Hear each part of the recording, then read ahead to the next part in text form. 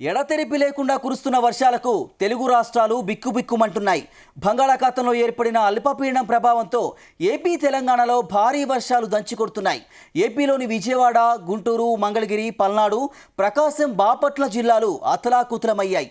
ఎక్కడ చూసినా వరద నీరే కనిపిస్తోంది. దీంతో జనజీవనం స్తంభించిపోయింది. భారీ వర్షానికి వాగులు, వంకలు పొంగి పొర్లుతున్నాయి. లోతట్టు ప్రాంతాలు జలమయమయ్యాయి. జలాశయాలు నిండుకుండలా మారాయి. ప్రాజెక్టులకు వరద పెరగడంతో గేట్లు ఎత్తి నీటిని దిగువకు విడుదల చేస్తున్నారు. వేల ఎకరాల్లో పొలాలు మునిగిపోయాయి. పొలాలను చూసి రైతులు తీవ్ర ఆందోళన చెందుతున్నారు.